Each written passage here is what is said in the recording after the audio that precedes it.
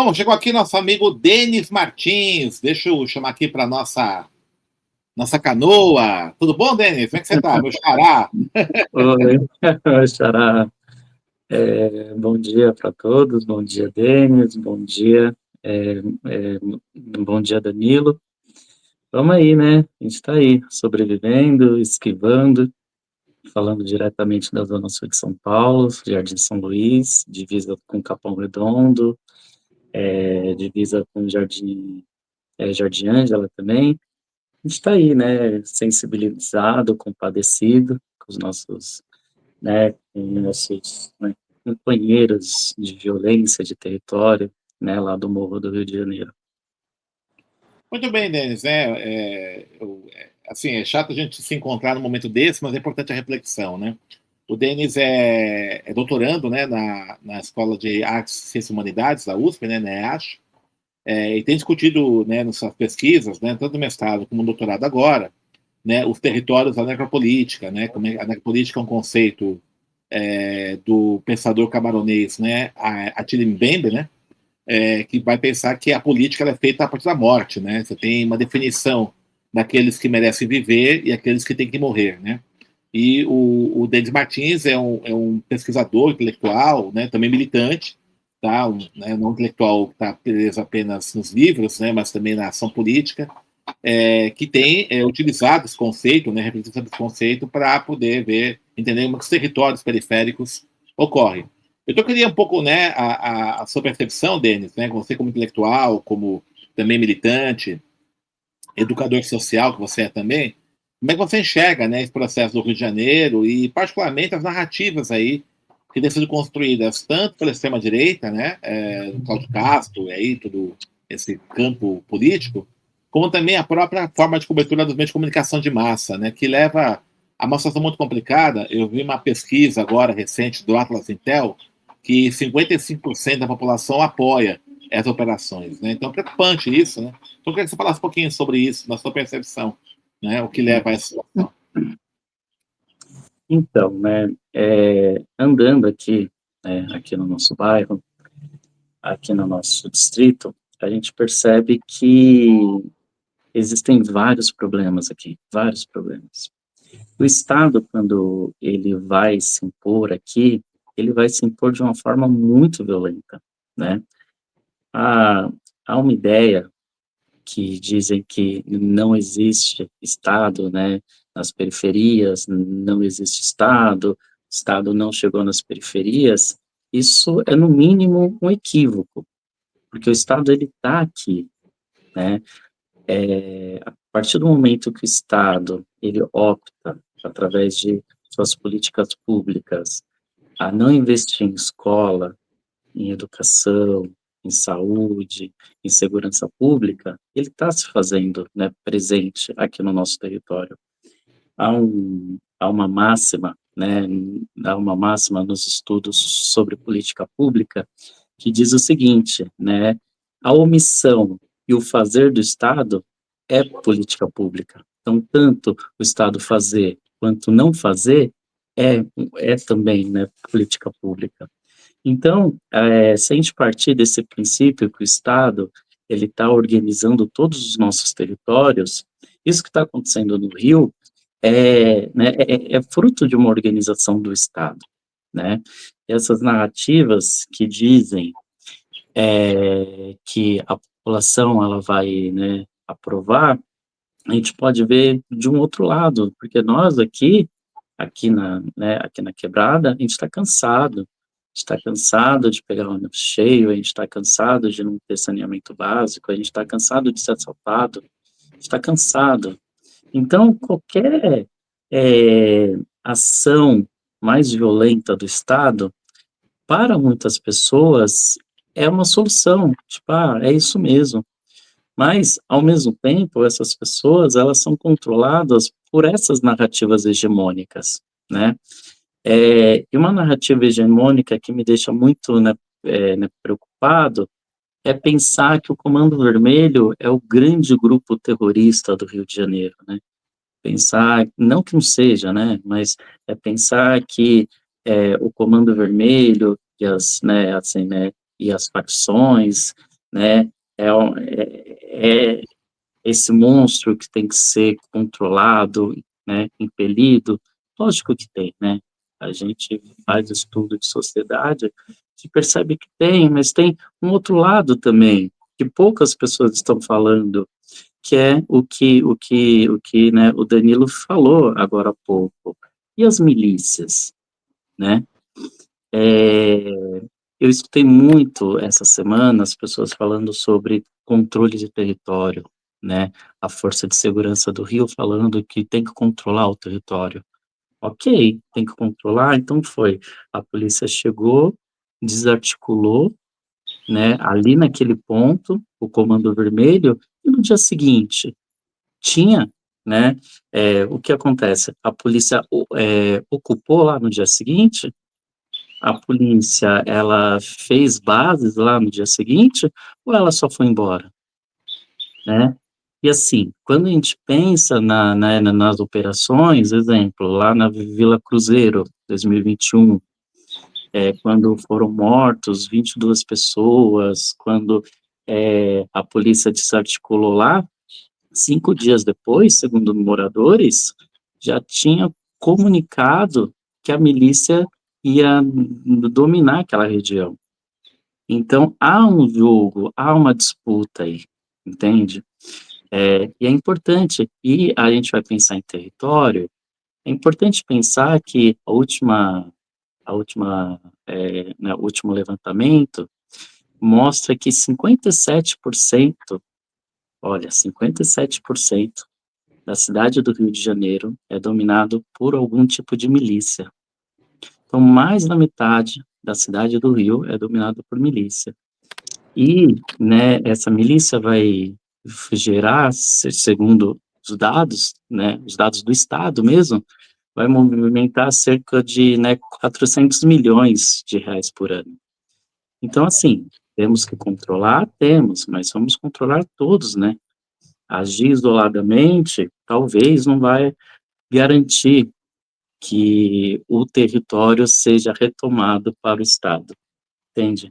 Então, essa narrativa, estamos retomando o território, ela se transforma falha, uma vez que metade da cidade do Rio de Janeiro é dominada também por outras, né, outros grupos armados. Então, isso me deixa meio abismado em ver o quanto a mídia hegemônica, não está falando sobre isso, né, pautando isso que é tão importante de pensar. Ô, Denis, você trouxe um ponto. Primeiro, bom dia, obrigado por estar aqui com Bom a dia, gente. Danilo. Irmão, muito obrigado. Te ganha muito com a sua presença aqui com a gente. Eu queria pegar um ponto que você trouxe agora no final da sua fala e pedir para você explorar um pouco mais.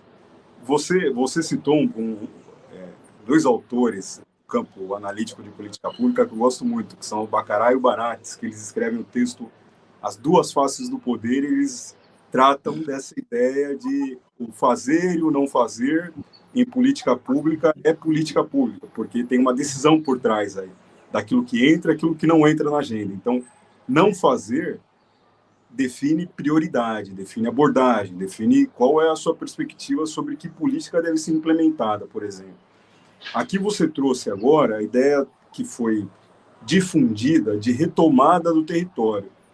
E aí, queria que você falasse um pouquinho para a gente, trocar essa ideia aqui com a nossa audiência, se é possível retomar um território, o Estado retomar um território, se não for por meio da oferta de educação de qualidade, saúde de qualidade, transporte público, ou seja, volta no início da sua fala, do Estado se fazer presente com serviços de qualidade, ou se na periferia, é justamente essa ideia que você trouxe. A forma como o Estado se faz presente é só pela ótica da segurança pública, e essa ótica, essa perspectiva de segurança pública militarizada, de confronto do inimigo, discutisse um pouco essa perspectiva e como a ideia de militarização da polícia influencia nessa abordagem, né? Queria que você trouxesse falasse um pouquinho mais sobre isso. Uhum. Excelente ponto, né? Quando a gente vai pensar em sociedade, é algo muito complexo. Eu ando aqui nas escolas públicas, faço palestras, consultorias, né? Eu vou nos nossos territórios, eu percebo que há uma grande vulnerabilidade, sobretudo na escola. Inclusive, no meu mestrado, quando eu estava pensando em necropolítica, eu vi o quanto a escola, ela também atua como, né, um dos pilares da necropolítica aqui na nossa região. No entanto, que o meu doutorado, eu penso como a necropolítica ela vai entrar na escola, né, e vai isso, né, produzir essa esses mundos simbólicos, né, de morte, de exclusão e de marginalidade. Então, assim, quando a gente pensa nesse aspecto, se fala muito sobre guerra, né? Outra coisa, falaram muito sobre guerra, guerra. E é isso, né? Aqui, aqui não existe guerra, não há guerra, porque se a gente for pensar no conceito de guerra, é uma narrativa muito perigosa. O conceito de guerra vai pensar em dois estados, um contra o outro, né? O conceito de guerra vai naturalizar certas barbáries, né? Exemplo, a gente vê, né, guerra na Ucrânia, guerra em Gaza, guerras lá, guerra aqui, e meio que naturaliza. Pensar em guerra, né, quando a gente pensa em segurança pública, é no mínimo um desserviço, né? Por quê? Qual é o objetivo de uma guerra, né? A gente pensa. O que uma guerra vai fazer? Qual a finalidade de uma guerra? A guerra, você precisa destruir o seu inimigo, né? Então, quando a gente pensa que a nossa sociedade ela está em guerra, a gente vai criar aquilo que o Membe vai chamar de inimigos internos. Tem um livro dele chamado, né, A Política da Inimizade, né, do Membe. Ele vai falar dessa, né, produção de um inimigo interno. E essa produção de inimigo interno é para criar essa sensação permanente de violência. Uma das coisas que o Mendes vai falar nesse livro, que eu acho muito interessante, que ele vai falar o seguinte: qual é o papel da democracia burguesa no controle da violência? Ele vai falar que a violência é um dos pilares da democracia burguesa, porque a democracia burguesa, ela vai se espraiar, ela vai se consolidar através do controle da violência, né?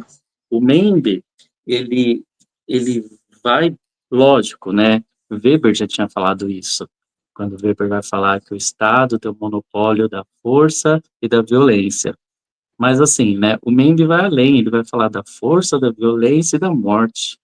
Então, a democracia burguesa neoliberal, do jeito que é constituída, ela vai criar necessariamente zonas de conflitos. E o Membe vai chamar essas zonas de conflitos né, os atores ali, o Membe vai chamar de né, máquinas de guerra. Dentro disso tudo, né, quando a gente pensa em criar esse estado de guerra, a guerra ela se transforma em algo impessoal, porque numa guerra não é um soldado contra o outro, é um Estado contra o outro. Então, quando a gente transforma a política pública de segurança, quando a gente eleva para esse o patamar de guerra, vamos pensar isso, a gente vai impessoalizar. Então, não são, ou seja, bandidos e os mocinhos. Um vai matar o outro, né? E não são pessoas quando se há uma guerra, são representações né, de um Estado e de outro. Então, um dos motivos da guerra, não os motivos, mas uma das consequências da guerra é você impessoalizar o conflito, porque a partir do momento que você impessoaliza, você desumaniza, e a partir do momento que você desumaniza, você naturaliza.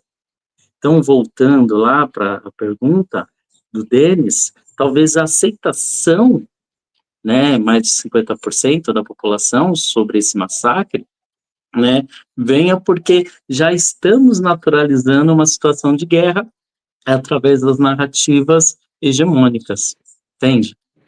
E aí, isso me vem a ideia do Michel Foucault, naquele livro Em Defesa da Sociedade.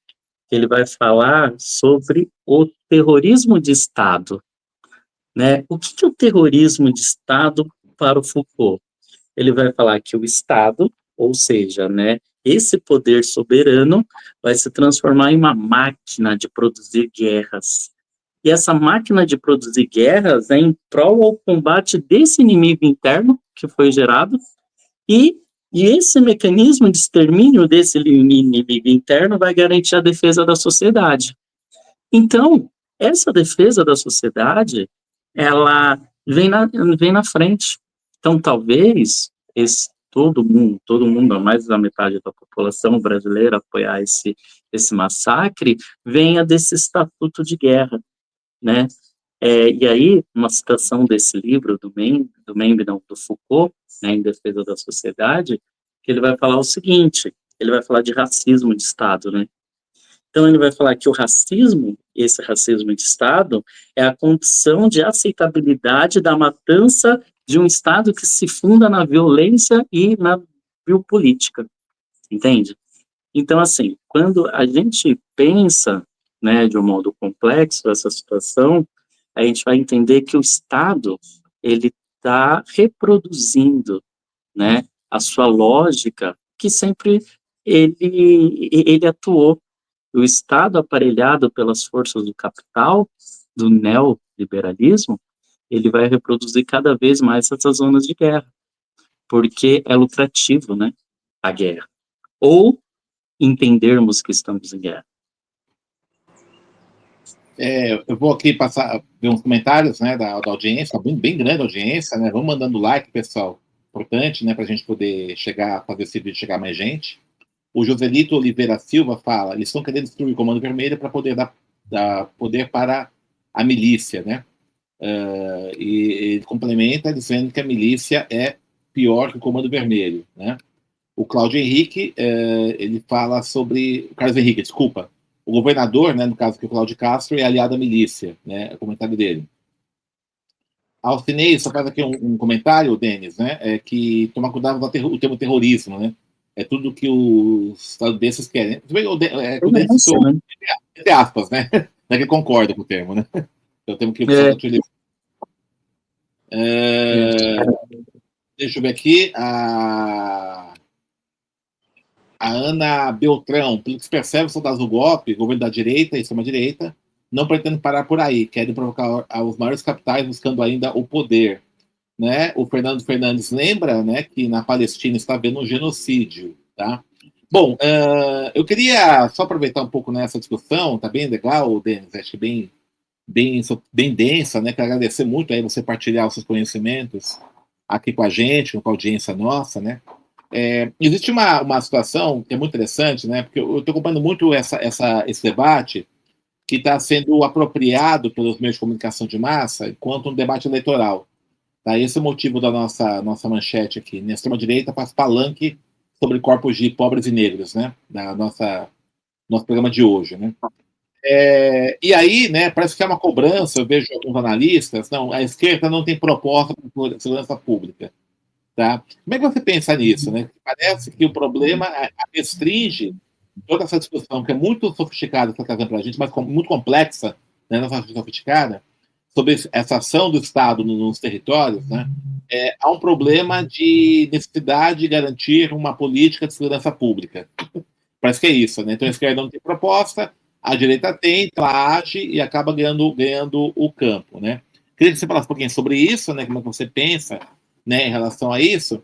E uma outra coisa que chamou atenção na sua fala, né, eu gosto bastante dessa discussão, do tal inimigo interno, né, que é um conceito que no Brasil teve muito presente na época do regime militar, né? Então o regime militar dizia é necessário manter um Estado militarizado porque é um inimigo interno, né? Não é um inimigo externo, né? O inimigo interno, no caso, eram as forças que eles chamavam de comunistas, né? Mas na verdade eram oposição ao regime militar, que diante de serem inimigos internos era necessário uma operação de guerra.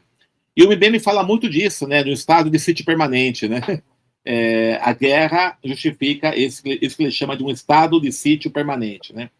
Então, após o fim do regime militar, né, é uma reflexão que a gente faz muito, né? Você fez parte disso, inclusive, da rede quilombação, que a democracia não chegou na periferia, né? Danilo fez parte e tal, porque a gente identifica que esse inimigo interno, se não é mais aqueles grupos organizados que lutavam no regime militar, é a população negra da periferia. Então, esses são os novos inimigos internos, né? Ou são os históricos inimigos internos, né?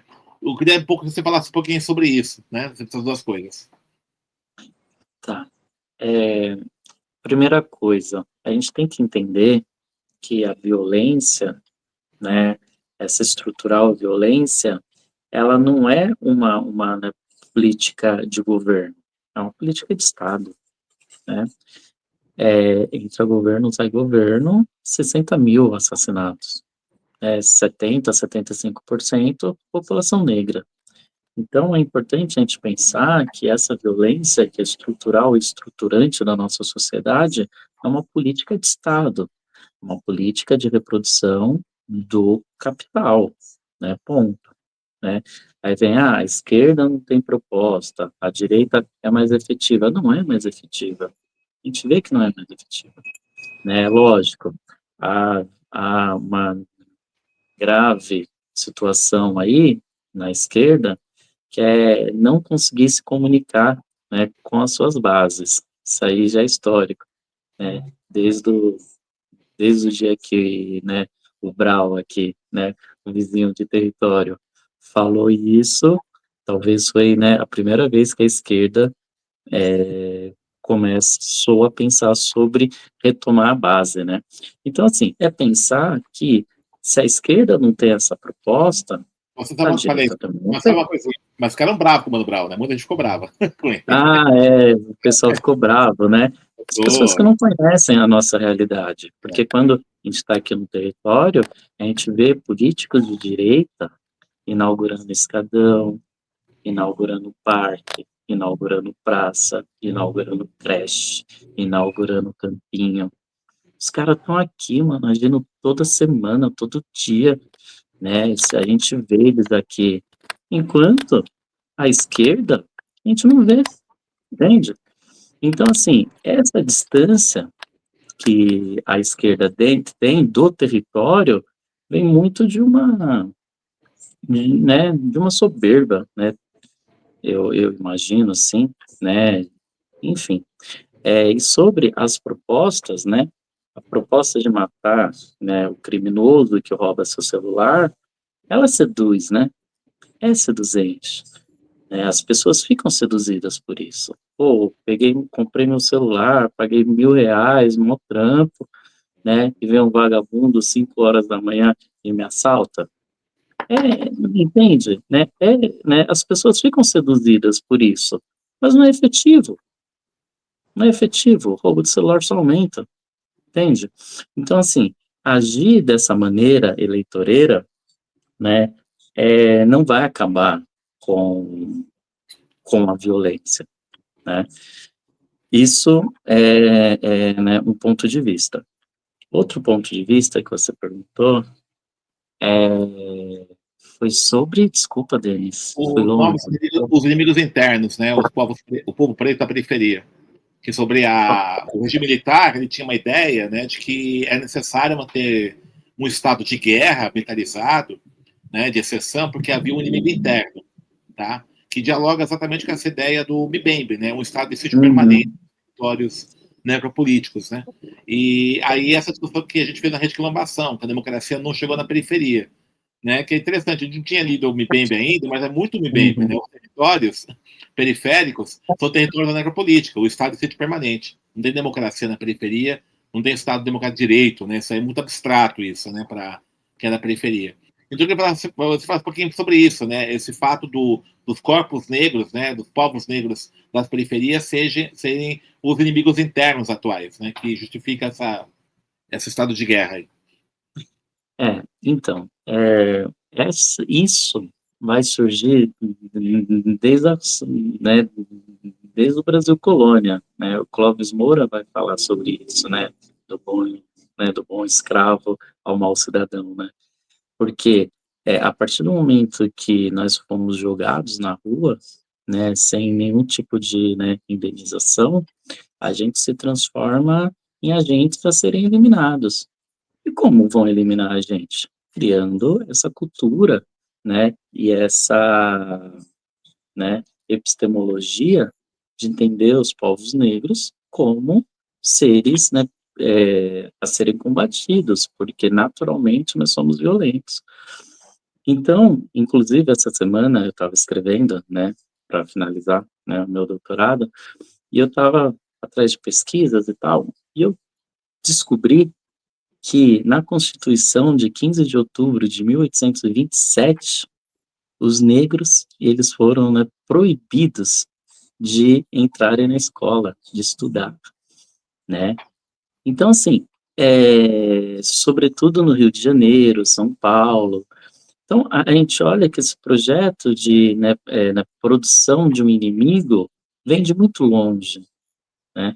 E aí vem a lei da capoeira, a lei da vadiagem, e aí isolam a gente em territórios altamente vulnerabilizados. Então, essa, né, produção do inimigo interno vem através desse racismo, né? O racismo que é tão fundamental para reproduzir o capital. A gente não pode deixar, né, o capitalismo de fora dessa. A gente tem essa mania, né, Eric, né, Williams, que fala naquele livro, né, Capitalismo e Racismo, que, né, o capitalismo ele vai se fundamentar no racismo, né? E através do racismo ele vai reproduzir suas bases materiais e imateriais de reprodução. Então, nós somos hoje, né, o inimigo interno, esse ser a ser combatido devido a esse racismo que é estrutural e estruturante da nossa sociedade. Aí, né, vem o Membe, dizendo que nem todos os corpos servem para reproduzir, né, nem todos os corpos esse capitalismo quer para ser explorado. Então, o que esse capitalismo ele vai fazer? Ele vai criar mecanismos de morte, né? Tem uma escritora mexicana chamada Sayaki, chamada Sayaki, e ela vai falar desse capitalismo antes do Membe, que ela vai falar que existem corpos que esse capital não tem interesse de explorar. Então, ele vai eliminar, porque toda essa condição material e imaterial de inimigo interno já está posto. E é o que o Foucault falou, que o racismo é a condição da aceitabilidade da matança dos nossos inimigos internos. Então, o que lá atrás foi, né, combater as forças socialistas para a reprodução né, capitalismo do terceiro mundo, hoje é defender esses sujeitos. É importante dizer que as pessoas estão falando que foi, né, o maior massacre da história, não foi, né? A gente sabe que em março de 2006, aqui na nossa quebrada, morreram 500 pessoas em uma semana, né? Em maio, né? Então, assim, em maio de 2006, alguns parceiros se foram nessa. Então, é isso, né? Os autos das ditaduras, né, quando foi aberto, né, chegou a um número de 280 mortos, uma coisa assim, na ditadura, em 21 anos, e aqui na nossa quebrada, né? Em uma semana foram mortas 600 pessoas. Então, esse genocídio de Estado é uma lógica de organização estrutural do capital para reproduzir essa democracia burguesa, que vai facilitar e vai induzir a produção desse inimigo interno, que somos nós. Aqui essa é uma coisinha, os pratos nu fala só não só a extrema-direita, como a democracia burguesa brasileira, né? Concordando com você. E também as instituições, Denis. Vai lá, Danilo. Não, na semana passada a gente recebeu o Tiaraju e a gente fez uma discussão. Tiaraju Pablo, professor universitário, cara brilhante. Um beijo no seu coração, Tiaraju. Tamo junto. A gente fez uma discussão muito importante, ela tem uma relação muito forte com o que a gente está conversando aqui agora. Então, acho importante a gente trazer para a nossa audiência que, por exemplo, parte importante das letras das músicas dos Racionais MCs, a realidade que eles cantam é a realidade que o Denis cresceu. Eu frequentei durante muito tempo, Denis, o São Luís, porque eu fiz camp, fiz curso pré-profissionalizante e tal, e era na frente do cemitério. E aí o que eu vou trazer para a gente retomar e fazer essa vinculação é o seguinte: existe esse genocídio explícito, que é o que a gente viu essa semana no Rio de Janeiro, mas tem também o genocídio silencioso, que é o que você está trazendo para a gente aqui. E que se materializa em outros indicadores, que normalmente a gente não faz essa correlação, mas que tem a ver com essa política de extermínio que é vigente desde o dia que o primeiro negro ou negra colocou o pé nesse país, né? Então, por exemplo, quando a gente olha para dados da Rede Nossa São Paulo de expectativa de vida, a gente vê que o Jardim Ângela e os Jardins, por exemplo, tem uma diferença de expectativa média de 20 anos, sendo que o morador do Jardim Ângela tem uma expectativa de aproximadamente 60 anos e dos Jardins, que é um bairro a um pouco mais de 10 quilômetros ou por aí do Jardim Ângela, a expectativa de vida é aproximadamente 82, 83 anos. E aí, quando a gente olha para a composição demográfica desses bairros, o Jardim Ângela é o bairro mais negro da cidade de São Paulo. E o Jardins é um dos bairros mais brancos da cidade de São Paulo, ou o mais branco. E essa diferença de expectativa de vida, ela é, de alguma forma, a materialização do que você está expondo, do que a gente está conversando aqui. Eu queria que você explorasse um pouquinho esses números para a gente.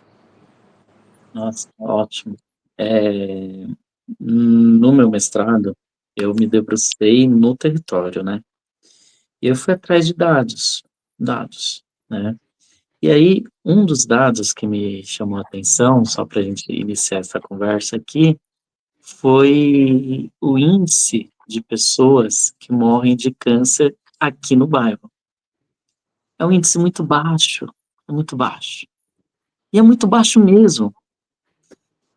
Enquanto nesses bairros, né, aburguesados, o nível de morte por câncer era muito grande. Eu fiquei pensando, meu Deus, né, o que acontece? Será que somos imunes, né, a essa doença aqui, né? E aí eu fui atrás, óbvio, né? Um pesquisador vai atrás. E aí é o seguinte, a gente morre antes de ser diagnosticado, né? Então, eu não lembro os dados, né, que eu fiz na minha pesquisa em 2017, mas era uma coisa de, né, 1 para 10, assim, a diferença, entende? Então, a gente morria sem ser diagnosticado, a gente morre até hoje, né? Então, essa necropolítica, né, ela vai se organizar nos nossos territórios através de vários. Se a gente for pegar o Jardim Ângela, o Jardim São Luís e o Capão Redondo, que aqui a gente chama não, né? Foi apelidado na década de 90 né, o Triângulo da Morte, porque era a região mais perigosa do planeta, né? A gente percebe que em todos os dados estamos nessa né, topologia das vulnerabilidades, né? Se não estamos no número 1, a gente está entre os 5, né? Então, a morte, é o que eu costumo dizer, né? A morte aqui, ela não é somente ali, no momento que a sua vida se vai. Você passa por uma vida inteira de expoliação. E essa vida de expoliação, né, vai gerar uma alta vulnerabilidade em você, no seu corpo, na sua saúde mental, né? E a partir dessa expoliação social, mano, é uma treta, mano. Nossa, eu fico pensando aqui, né, mano? Se você vai na escola de manhã, as crianças com frio, porque não tem agasalho, mano. É isso, né? As crianças vão para a escola só para comer. Isso era na minha época já, né? E até hoje está assim. Então, as crianças têm nenhuma possibilidade de sonhar, né? As pessoas sempre falam comigo, né? Que eu sou aluno de ProUni, né? Então, assim, né? A bolsa, né, lá do ProUni, eu fui, né, um dos primeiros, lá em 2020, né, 2003, 2004. E algo que essa política afirmativa me trouxe não foi o acesso, foi a possibilidade de sonhar em acessar. Porque até então eu não tinha nenhuma condição de entrar em uma, né, universidade. Então, essas políticas afirmativas, sobretudo essa, me deu essa possibilidade de sonhar para sair dessa zona de vulnerabilidade. Então, assim, hoje, quando a gente percebe que essas microviolências, né, ou essas micro, né, agressões fornecidas pelo Estado, vai alijando nossa vida, vai minando nossos anos de vida, porque é o que eu falo na minha dissertação de mestrado. Uma coisa é você viver 60 anos lá, lá nos Jardins, com segurança afetiva, emocional, psicológica, segurança física, alimentar. Outra coisa é você viver 60 anos aqui no Capão, mano, aqui no Jardim Ângela, aqui no São Luís. É outra fita. Então, assim, a expectativa de vida aqui é baixa porque a gente morre todo dia a gente morre um pouquinho. A gente morre 2 horas no ônibus, a gente morre no trabalho, a gente morre na volta para casa, e a nossa vida vai se esvaindo. E aí, sem condições de cuidar da saúde, né, sem condições de cuidar do lazer, sem condições de cuidar da família, e nossa vida, de fato, ela se transforma numa vida mais vulnerável. O Agamben, no livro Homo Sacer dele, ele vai chamar essa morte, né, esses corpos, ele vai chamar de corpos absolutamente matáveis, porque você só não mata na ponta, você vai matando a vida toda. Então, é isso, né? São várias mortes por dia. É chamada Zois, né, que fala a Agamben, né, perto de Aristóteles, né? A vida A não Zoe. purificada, a Zoia. É muito interessante, né, essa discussão. Agora, eu acho que você traz uma questão muito interessante, o Denis, essa coisa que é uma política de Estado, não de governo. Acho Né? que voltou. Tá. Uma política de Estado, né, não de governo. Né? Então, você tem um Estado no Brasil caracterizado dessa forma, e o que pode fazer um governo que se diz progressista em relação a isso? Vamos pegar um pouco assim, né? A gente está aqui, né? Está num momento aí de pré-eleitoral, um debate político e tal, né? Como é que a gente age em relação a isso? Tá? Acho que, assim, quais são as perspectivas de uma ação, lógico que tem os limites, né? Evidentemente, né? De uma ação governamental diante do Estado, mas como é que você enxerga as possibilidades de uma ação nesse campo governamental? Nossa, Denis, a gente que é aqui, né, aqui da Quebrada, a gente pensa nisso de uma forma, né, tão distante às vezes, porque você fala, o governo, né, isso, né, progressista. Mas quando você vai ver, foi nesse governo que foi autorizado o quê? Né, a privatização dos presídios. Isso é uma afronta aos direitos humanos, né? Privatização de escolas, privatizações de serviços fundamentais, né? Então, quando a gente vê, né, essas situações ocorrendo, acontecendo, a gente fica desacreditado. E aí que está a chave. E aí vem alguém com uma fórmula mágica, falando, a gente vai resolver todos os seus problemas, e essa pessoa ganha voto, né? Então, no meu entender, a política de Estado, né, da política de governo, né, aliás, ela necessita ser mais eficaz no cotidiano, né? Ela precisa ser mais efetiva aqui, né? Os políticos eleitos, eles precisam estar aqui nas nossas praças, precisa estar aqui com a gente, no nosso povo, precisa estar na escola. Eles não vêm, mas ó, gente de direita e de extrema direita vem, e muito. Eles vivem aqui, entende? Então, assim, a possibilidade de reverter isso, no meu ponto de vista, óbvio, é os nossos governantes, né, vereadores, e assim, né, deputados, pensar na gente, pensar na base, mas de modo mais efetivo, seja inaugurando um escadão, porque, mano, vocês não sabem quanto é importante um escadão na quebrada, porque você não tem que dar aquela voltona toda, só subir, né? Vocês não sabem o quanto é importante a iluminação, né? Iluminação em beco, quanto é importante ter comida na escola. Então, no meu ponto de vista, óbvio, de um sujeito aqui, né, periférico, é essas forças de esquerda estarem mais próximas da gente. É isso. Talvez assim a gente consiga angariar votos, porque a gente sabe que a direita ela não está preocupada, né, né, promover o bem-estar do coletivo. Isso a gente sabe. Então, para enfrentar esse lado, a gente precisa voltar para a base, falar de novo, mas voltar nesse sentido, estar próximo dos seus eleitores. Não só ficar fazendo, né, porque falam muito, né, política é assim, né, economia está estável, né, o PIB está melhorando, falam muito, né, dólar caiu, mas para nós aqui, mano, comida continua cara. Para nós aqui, o ônibus continua lotado, entende? Então, é uma política mais de território.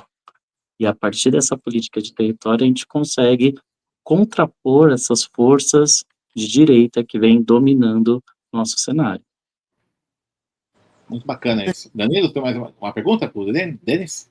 Ele trouxe, eu achei muito louco, assim, brilhante a fala do Denis, e queria trazer um ponto que é importante, essa coisa dessa relação dialética que a gente tem com o território, né? A gente constrói o território constrói a gente. Então, o Denis, durante a fala dele, ele citou Racionais algumas vezes, assim. Quando ele fala, por exemplo, que as crianças vão para a escola para comer, é fórmula mágica. E quando ele fala que espera uma fórmula mágica, também é a fórmula mágica assim, o rap que educou a gente, né? Com certeza. O ponto que eu queria trazer, Denis, e acho que é importante, porque até nos comentários algumas pessoas trouxeram, e acho que seria importante a gente fazer essa amarração, que é o que você aponta, mas eu não senti você nominar, assim, que são os limites da democracia burguesa. Então, por exemplo, quando a gente olha para as periferias, para as quebradas e tudo mais, é evidente que quem tem as melhores propostas para o Estado chegar, para as políticas chegarem, é a esquerda. Contudo, quando a gente vê quem domina o território, e aí não é mais um domínio do ponto de vista ideológico ou de conhecimento e tudo mais, mas um domínio de força mesmo. Quem faz hoje parte importante é a direita, por isso que elege tantos prefeitos, parlamentares, deputados, senadores, mas para além da direita tem uma outra força que tem a ver com o nosso programa de hoje, que é o crime organizado, né? Aí fica muito difícil para a esquerda ideológica, a esquerda que tenta fazer a discussão no território dos limites da democracia burguesa, inclusive, e das possibilidades, quando do outro lado quem está disputando o território é o crime organizado, que dispõe de mecanismos que a gente tem um limite objetivo, assim, né? Que a gente não consegue avançar tanto quanto, né? Então, queria que você discutisse os limites da democracia burguesa, assim, muito brevemente, e como o crime organizado hoje tem atuado como um braço funcional dessa extrema-direita, direita, que impede ou, de alguma forma, interdita as possibilidades de discurso e atuação da esquerda nesses territórios mais periféricos, né?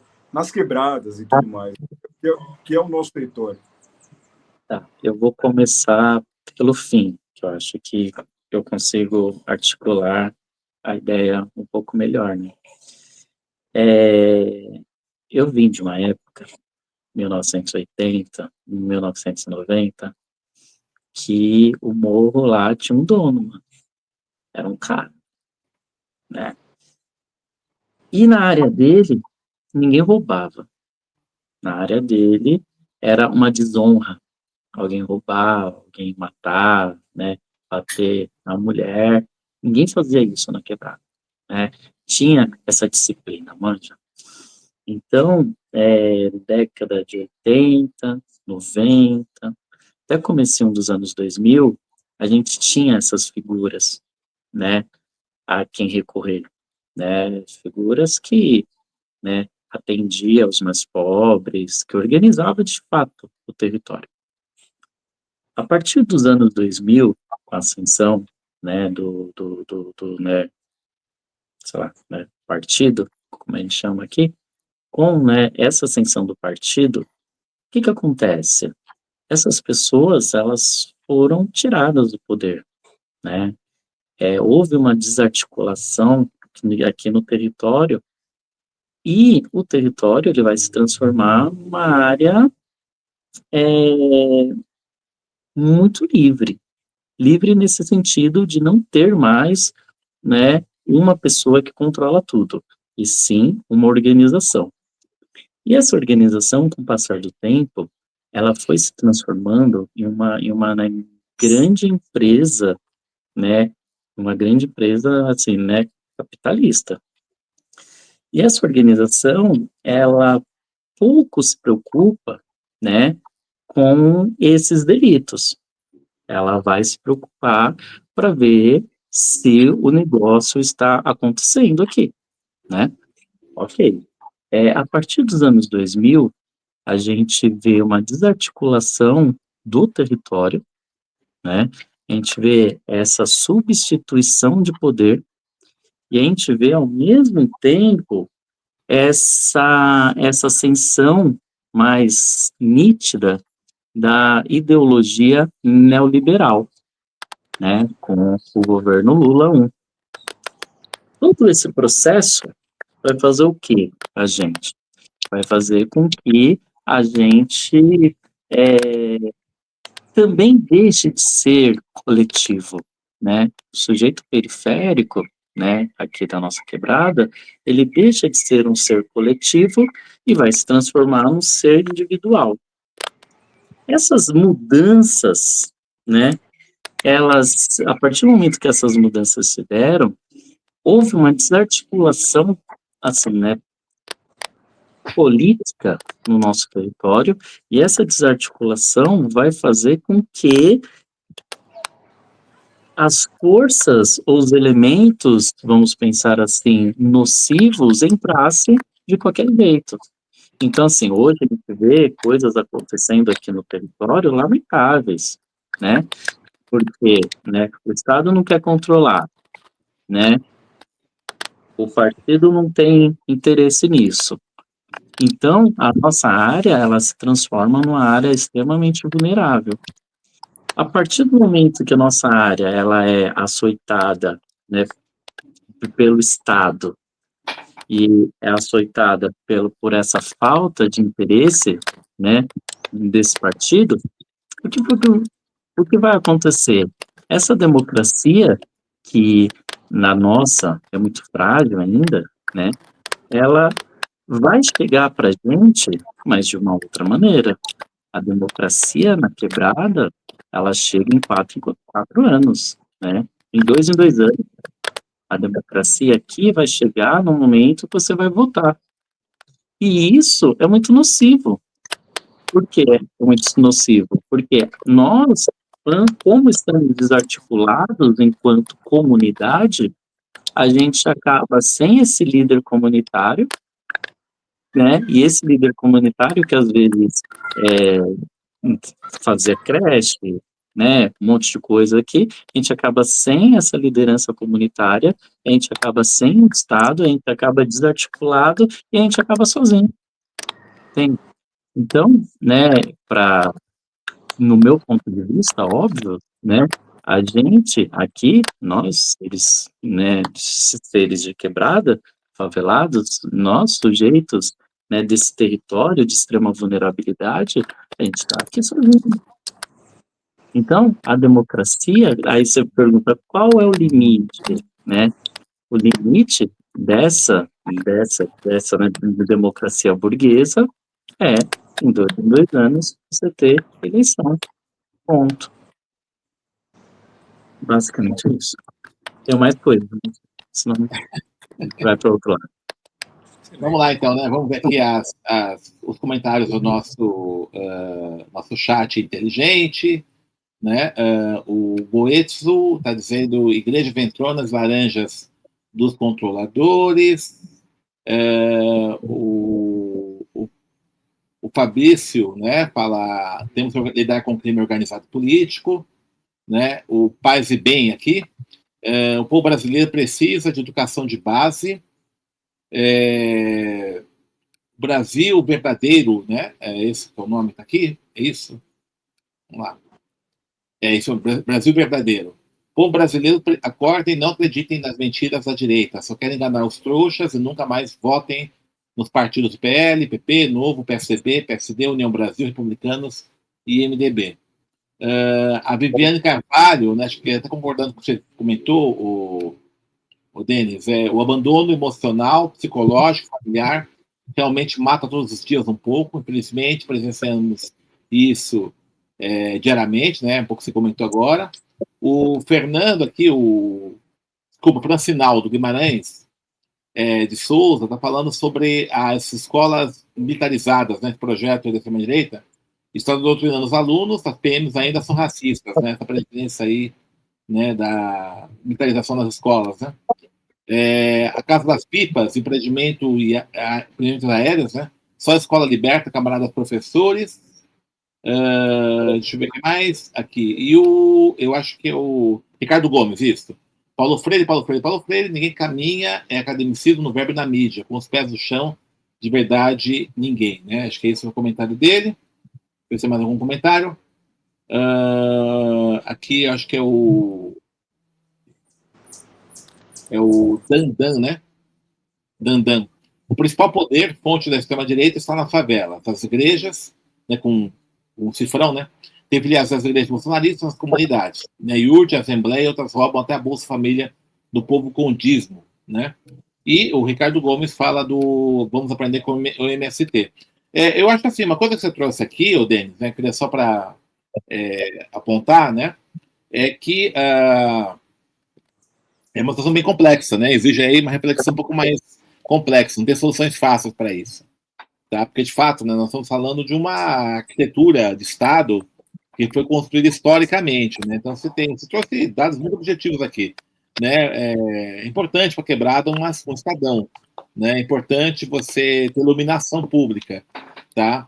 E mais do que isso ainda, né, acho que você trouxe uma frase que eu queria resgatar aqui, como é que você cria oportunidades de novos sonhos, né? Você fala até a tua situação pessoal. O ProUni não foi só, né, uma bolsa que você ganhou para poder estudar, mas te deu outras oportunidades, né? Mas você amplia as perspectivas, né, desse jovem, né?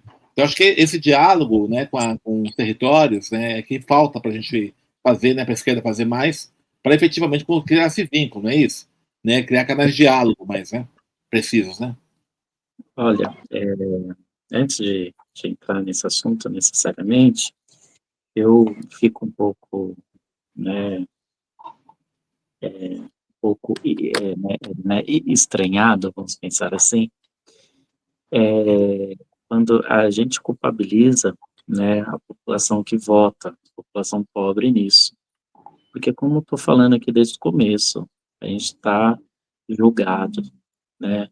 Estou falando direto de um campo de extermínio, né? E é o rap, né? Facção, diretamente de um campo de extermínio, mano, né? Está julgado aqui. Então, a partir do momento que alguém, o pessoal nem quer saber que se é direita ou esquerda, alguém fala, mano, vou te dar uma cesta básica, vou tirar você daqui, vou te dar escola, vou te dar creche, vou te dar saneamento básico, vou te dar, né, um escadão. Mano, o cara vai votar nesse político para sempre. A gente sabe que isso não é correto. A gente sabe que essa política joga contra nós mesmo. Mas uma coisa é eu falar aqui do alto do meu, sei lá, né, privilégio acadêmico, intelectual, blá, blá, blá, blá. Outra coisa é quem tá ali na escala 6, 7 por 0, mano, né? 10 por 1, né, que é geralmente, as pessoas falam muito da escala 6 por 1, não é 6 por 1 não, mano, né? É 10 por 1 a escala, né? O pessoal fala disso, mas e aí? Né, quem tá nessa correria não quer saber, mano. Ninguém quer saber. Aqui de casa, a padaria, o caixa da padaria, que é 14 por 1. Trabalha 14 dias é uma folga. Essa folga 6 por 1 chega a ser, sei lá, né? É privilégio até. Alguns, o povo tá reclamando, tô 10. Mano, a maioria dos parceiros é 10 por 1 aqui, mano. Então, assim, então pensar, né, que o culpado é quem coloca as pessoas lá, né, o Galo que fala isso, né, o Galo de Lucas, tá? É pensar só com a cabeça, mas a gente precisa também pensar com, né, o estômago também. A gente tem fome, né? A burguesia da esquerda fica pensando, ideias para adiar o fim do mundo. Porra, mano, meu fim do mundo é fim do mês, se eu não pagar o boleto, mano. Manja, o fim do mundo é amanhã, que eu tenho uma dívida para pagar. Eu vou lá pensar ideias para adiar o fim do mundo? Não, manja. Então, assim, é outra fita, manja. Mano, meu mundo tá fodido, desculpa. Entende? Então, assim, é interessante quem tem esse luxo de pensar numa ideia de acabar com o fim do mundo, práticas lá pra frente. Mano, meu fim do mundo pode acabar amanhã se eu não pagar o boleto. Manja, se eu não tiver dinheiro para fazer compra, isso é o meu fim do mundo. Entende? Então, assim, o pensamento de quebrada é um pensamento mais orgânico do território. Eu não vou culpabilizar minha mãe, mano, que voltou no Covas porque ele estava morrendo. Mas é isso que ela falou, vou voltar que ele vai morrer. Não vou culpar ela. E nem culpar as pessoas que votaram, né, no Ricardo Nunes por causa que ele, qual foi a desculpa que colocaram? Enfim, né, houve uma desculpa aí. Ele era um cara de quebrada, quando ele ganhou, ele essa aí, Ele falou que até aqui da quebrada, mano, nunca vi esse cara aqui. Você é louco, mano. Nunca peguei, né, um busão e vi ele, mano. Nunca vi no busão. Então, sim, mano, culpabilizar nós, né, falando, né, o culpado é o pobre de direita, é muito, é muito simplista, né? Porque a realidade é muito complexa. Concordo com você. Só quem é de lá, só quem é daqui sabe o que acontece. Exato. né? Quando a noite aparece, só quem é de lá sabe o que acontece. Então é isso.